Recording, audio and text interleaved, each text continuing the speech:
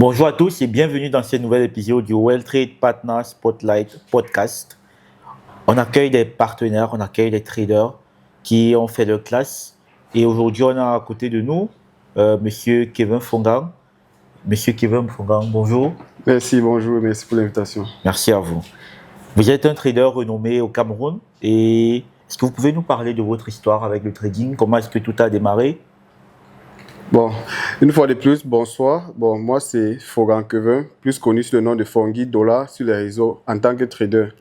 Bon, le nom Fongi Dollar vient principalement du fait que lorsque j'ai créé mon compte, voulant parler des business en ligne, vu que je faisais d'abord un autre business en ligne, j'ai créé le compte au nom de Fongi Dollar. Déjà, quand une personne va se connecter, il va avoir Fongi Dollar. Dès qu'il va avoir dollar à côté, ça va l'accrocher. Il va se dire là, peut-être qu'on parle d'argent. Donc, c'est pour ça que j'ai choisi le nom Fongi Dollar. J'ai commencé des activités en ligne, je pense, en 2019 avec le dropshipping. J'ai commencé par la formation de Yumi Denzen. J'ai pris sa formation, j'ai suivi, j'ai travaillé avec un ami. Aujourd'hui même, il est aussi trader. J'ai travaillé avec un ami. On a fait le dropshipping ensemble. On a généré quelques milliers de dollars avant maintenant d'essayer de lancer dans le trading. Pourquoi est-ce qu'on a choisi le trading au détriment du dropshipping? Le dropshipping, les 7 vrai, c'était rentable, mais ça demandait plus de travail et plus de capital. Parce que lorsque tu prenais un produit peut-être sur AliExpress pour mettre sur Shopify, il fallait booster. Et généralement, on boostait à de montants très forts parce qu'on ne vendait pas en Afrique. Et vous savez que lorsque vous voulez booster en Europe, tout ça, ça coûte plus cher qu'en Afrique. Donc, on mettait des budgets vraiment lourds. Et lorsque tu faisais ça sur un produit qui ne marche pas, tu dépensais énormément d'argent, tu perdais énormément. C'est pour ça qu'on a opté pour le trading à un moment. Parce qu'on a vu que dans le trading, dès lors que tu charges ton compte, si tu as les compétences, tu peux réaliser des profits facilement par rapport au e-commerce. D'accord, merci beaucoup. C'est vrai que vous avez parlé là de l'expérience avec le dropshipping, mais qu'est-ce que vous a dit par rapport au trading que ceci, je vais devenir trader toute ma vie? Quels sont les avantages? Bon, j'ai opté plus pour me focaliser sur le trading par rapport au dropshipping, comme je l'ai dit, parce que le trading, c'est quelque chose qui nécessite moins de capital que le dropshipping. Au dropshipping, il y a eu les campagnes où on a fait des publicités sur des produits, on a dépensé $200, $300, $400 pour avoir une vente, deux ventes. Les ventes dans lesquelles tu ne gagnes pas beaucoup. Et le dropshipping aussi, à ce moment, était beaucoup difficile en Afrique parce qu'il y a les comptes qui, pour utiliser, il fallait absolument le VPN. Là, je parle peut-être de Stripe, par exemple, pour utiliser, il fallait absolument le VPN. Donc, si par erreur, tu te connectais sur ce compte sans le VPN, on bloquait ton compte définitivement. Okay. Et là, ça nous est arrivé, on a perdu de l'argent. Donc, on s'est dit, pourquoi pas faire un business dans lequel on doit moins stresser, on va gagner sans stresser vraiment. D'accord. Et c'est là où vous êtes lancé au trading? Oui, je me suis lancé. C'est là que nous nous sommes lancés au trading. D'accord. On parle là de quelle année? Le dropshipping, je commence en 2019 et le trading en 2020.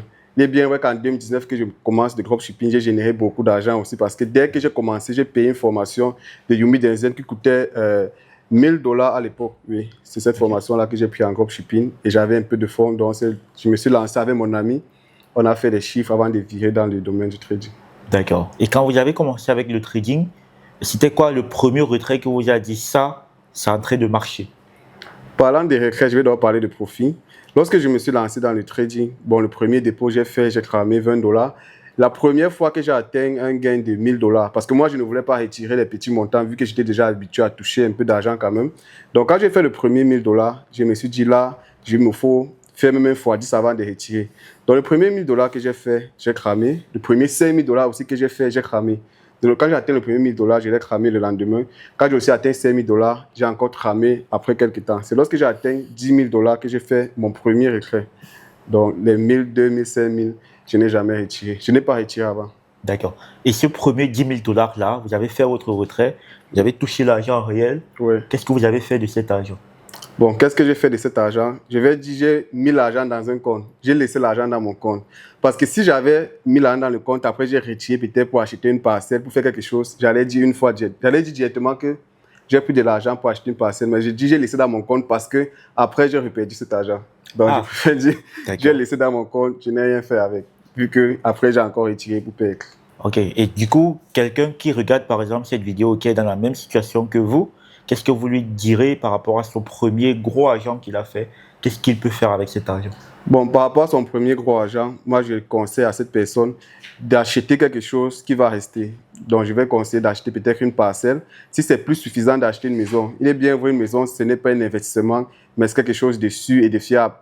Surtout pour un début, quand tu commences à toucher beaucoup d'argent, je pense que si tu ne fais pas un investissement comme ça, il y a de fortes chances que tu vas perdre cet argent. Donc, je conseille de faire un investissement pérenne, quelque chose que même dans 2 ans, 5 ans, 10 ans, on puisse toujours voir cette chose. D'accord, très bon conseil. Je pense que beaucoup des personnes qui nous regardent sont dans cette même situation, ont traversé cette même situation. En écoutant ton histoire, beaucoup de personnes peuvent se reconnaître dedans. Et je pense que c'est l'idéal pour eux de prendre ce type de conseil, de pouvoir sécuriser leur premier avoir en trading. Maintenant, on va passer à la prochaine étape. Beaucoup de traders aujourd'hui n'arrivent pas à passer au niveau supérieur. D'après vous, vous pensez que c'est quoi qui amène un trader aujourd'hui à la rentabilité? Bon, moi, je pense que ce qui amène un trader à la rentabilité, c'est la discipline et la psychologie. Mais dans la psychologie, la discipline s'y trouve. Donc, je vais dire, c'est la psychologie qui amène un trader à être rentable et aussi qu'il soit concentré sur un seul système de trading. Parce que moi aussi, je suis passé par plusieurs formations, j'ai payé tellement de formations. Et je pense que c'est ça qui m'a ralenti même dans mon processus de formation. Parce qu'il y a des gens avec qui j'ai travaillé, qui n'ont travaillé qu'avec moi. Quand ils sont venus, ils étaient complètement débutants. Après 1 an, ils réussissaient déjà à réaliser certains chiffres intéressants. Pourtant, moi qui avais même un capital de départ, j'ai suivi plusieurs formations et j'étais vraiment concentré dans mes formations. Je n'ai pas pu faire la même chose. Donc, je conseille aux gens qui veulent débuter de suivre vraiment un seul système de trading, une seule formation, se focaliser dessus. S'ils veulent changer de formation, ils changent complètement après avoir peut-être vu que ce système-là ne fonctionnait pas vraiment. D'accord. Et maintenant, en fonction des stratégies, on parlait tout à l'heure en off, tu trades aujourd'hui quel marché? Bon, je crée des indices synthétiques de Trade et parfois le Forex. D'accord. OK. En parlant de Trade, comment est-ce que tu as fait la découverte de Trade? J'ai fait la découverte de Trade. J'ai été contacté par M. Milton, un de ces jours, je pense que c'était en janvier 2025. Il m'a parlé de Trade. Lorsque j'ai vu son message, dès que j'ai vu indice synthétique, là, j'ai dit, bon, là aussi, on va essayer, vu que chez l'autre broker, on avait certains problèmes de retrait, de vérification de compte.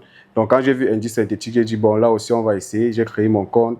Il m'a parlé de Trade. J'ai vu que c'était assez intéressant. J'ai essayé. Les retraits, ça passe vite. Il y a plus de moyens de paiement et tout se passe bien là-bas pour le moment. D'accord. Aujourd'hui, comparativement à d'autres brokers qui sont aussi sur le marché des indices synthétiques, quel est l'avantage que tu penses que Trade peut offrir aux clients qui démarrent leur aventure? L'avantage de Trade, c'est que la vérification de compte est simple, surtout chez nous ici au Cameroun, que plusieurs personnes ont des problèmes avec les cartes d'identité qui ne sortent pas facilement. Sur Trade, même avec les récépissés, vous pouvez facilement vérifier vos comptes et aussi les dépôts, les retraits qui sont assez rapides. Parce que lorsqu'une personne débute de trading, s'il utilise un broker et il fait ses premiers gains, il essaye de retirer de l'argent, il ne réussit pas à retirer, là, il va voir le trading comme quelque chose de bizarre. Or, s'il a un broker assez fiable que lorsqu'il va générer même ses premiers gains, il va retirer sans problème, je pense que là, c'est plus intéressant. Donc, je recommande Trade pour les nouveaux, même pour ceux qui sont déjà avancés dans le trading. Merci beaucoup pour cette transparence. Notamment, je me rappelle ce jour que j'étais contacté. C'était un mardi. Et je me rappelle, on a fait un appel le jeudi par rapport à ta disponibilité. C'était très compliqué de t'avoir. Mais je me rappelle aussi que très rapidement, tu as vu tous les avantages qu'on a par rapport à ce que d'autres brokers font. Et tu m'as posé une seule question. Si je m'engage aujourd'hui, qu'est-ce qui va m'aider à pouvoir aller rapidement? Qu'est-ce qui va aider mes clients à pouvoir grandir rapidement? Une chose que j'ai dit, c'est la qualité du service. Ce sont le support et ce sont les moyens de dépôt et de retrait. Donc, on peut continuer dans cette lancée-là. On va passer à la prochaine question. On parle beaucoup de gains dans le trading. Tu as parlé tout à l'heure du fait que tu as fait tes premiers 10 000 $ et après, ça s'est envolé. Mais très peu parlent du quotidien du trader. Concrètement, à quoi ressemble la journée ou une semaine typique pour toi? Bon, mes journées se présentent comment ou mes semaines se présentent comment? Vu que moi, je suis un trader et j'ai aussi d'autres activités autres que le trading. Et comme on dit souvent, un bon trading est ennuyeux. Donc, je ne passe pas la majeure partie de mes journées devant les graphiques. Je passe ailleurs. Donc, peut-être en début de semaine, je fais mes analyses et au cours de la semaine, c'est uniquement sur ces analyses-là que je trade. Je ne fais pas les analyses chaque semaine. Donc, quand je fais des analyses au début de la semaine sur mon ordinateur, je trace aussi ça sur mon téléphone. Donc, peu importe où je suis, je peux regarder mon téléphone. Si ça correspond à mon analyse, je peux faire soit un buy, soit un sell. Et je privilégie des positions sur les grandes unités de temps pour faire les swings, pour ne pas tout le temps en train de contrôler le marché. Parce que si tu analyses, par exemple, en weekly ou en daily, tu peux contrôler ton téléphone même après 10 heures de temps, après une journée même. Pourtant, si tu as analysé en H1, chaque 1 heure, chaque 2 heures de temps, tu es obligé de contrôler ton téléphone. Donc, concernant mes journées, je passe moins de temps devant les graphiques et plus de temps ailleurs. D'accord, ok. Mais je pense que c'est parce qu'aujourd'hui, tu as parlé du fait que tu es déjà trader investisseur. Pour quelqu'un qui démarre ou alors quelqu'un qui n'est pas encore rentable, comment étaient tes journées à cette époque-là? Bon, lorsque j'ai débuté mes journées, c'était carrément 20 heures de temps, 15 heures de temps par jour, soit sur les graphiques, soit sur les PDF, soit sur YouTube. Mais moi, je ne pense pas que c'est quelque chose qui m'a aidé parce que ça m'a fait avoir trop de connaissances en même temps. Si peut-être vous avez une formation qui vous exige à passer tellement de temps comme ça, oui, c'est bon. Mais si c'est que vous passez beaucoup de temps comme ça avec plusieurs documents de plusieurs auteurs différents, moi, je pense que là, ce n'est pas intéressant. Mais pour un début, forcément, vous allez passer beaucoup de temps devant le graphique, beaucoup de temps pour apprendre le graphique, pour apprendre ce qui se passe sur le graphique, parce que tous les mouvements qui se passent sur le graphique, cela signifie quelque chose. Donc, au début, forcément, vous allez vouloir tout apprendre ça. Donc, forcément, au début, vous allez passer plus de temps devant le graphique. D'accord. On a cette question qui revient sûrement. Tu as parlé du fait que tu trades les indices synthétiques aujourd'hui. Les gens disent que les traders des indices synthétiques ne sont pas de vrais traders. Qu'est-ce que tu as dit par rapport à ça? Bon, ceux qui disent ça, généralement, ils sont les traders de Forex. Et moi, je pense que c'est juste de l'ego. Ils disent que les traders des indices synthétiques ne sont pas des traders parce que chez nous, on ne parle pas d'analyse fondamentale. Pourtant, même ceux qui disent ça ne font pas de l'analyse fondamentale, c'est juste de l'analyse technique. Moi, je pense que le marché du Forex et des indices synthétiques, ça évolue en fonction des vendeurs et des acheteurs. Donc, sur le Forex, on a les vendeurs et les acheteurs. Sur les indices synthétiques, on a les vendeurs et les acheteurs. Ce sont eux qui font bouger le marché. Donc, moi, je pense que dans les deux, quand on parle du trading, on parle du commerce. Effectivement. Aujourd'hui, étant au Cameroun, étant en Afrique, quelle est la particularité ou alors pourquoi est-ce que quelqu'un soit si intéressé au trading étant en Afrique? Bon, quelqu'un doit s'intéresser au trading étant en Afrique parce que moi, je pense que c'est un gros levier. Ça offre des avantages que peu de métiers peuvent offrir ici en Afrique parce que avec le trading, un trader qui est vraiment rentable peut facilement générer 500 000 dollars par mois. Et je pense que dans un autre domaine, pour réussir à atteindre ce niveau de 1000 dollars, 500 dollars par mois, il faut faire beaucoup de travail, beaucoup d'études. Il faut avoir tellement d'expérience. Il est bien vrai, même en trading, il faut l'expérience. Mais pour atteindre ce salaire-là ailleurs, moi, je pense que c'est vraiment plus difficile qu'en trading. Ok, ok. Est-ce que tu penses que l'Afrique aujourd'hui peut produire plus de traders rentables au niveau mondial et qu'est-ce qui manque aujourd'hui pour cela? Bon, je pense que l'Afrique peut produire plus de traders au niveau mondial parce que déjà, nous, ici en Afrique, la majorité des personnes commencent avec peu de capital. Et ce qu'ils réussissent à générer, moi, je pense que si on les met dans les conditions plus intéressantes, ce qu'ils vont faire va encore être plus intéressant parce que même là, actuellement, au niveau mondial, il y a beaucoup de traders africains qui se démarquent déjà. Donc, je pense que même les Africains peuvent bien avoir leur place au niveau mondial, au niveau du trading. Ok. On va partir à cette avant-dernière question qui est tout aussi importante. Tu as un conseil à donner à un jeune qui démarre aujourd'hui le trading? Qu'est-ce qu'il doit arrêter de faire, commencer à faire et qu'il doit comprendre le plus vite possible? Bon, ce qu'il doit arrêter de faire, arrêter d'être indiscipliné, arrêter de marcher partout, essayer de se concentrer vraiment sur le trading parce que le trading, ce n'est pas un jeu d'argent, ce n'est pas une activité facile, c'est une activité qui demande extrêmement de concentration. Donc, il va essayer de diriger toute son énergie sur le trading. Et ce qu'il va commencer à faire, c'est d'abord chercher un broker qui lui rassure la sécurité de ses fonds, un broker comme WellTrade. Et ce qu'il doit comprendre le plus vite possible, c'est qu'il n'est pas là pour gagner de l'argent premièrement, il est là pour avoir de l'expérience, de la compétence avant d'espérer générer des profits après. Donc, il doit se concentrer sur une formation. Donc, il doit prendre une formation, prendre un suivi pour avoir des compétences qui vont lui permettre de générer de l'argent qu'il est venu chercher là après. Je veux maintenant que tu t'adresses directement à la caméra. Tu as un jeune en face de toi.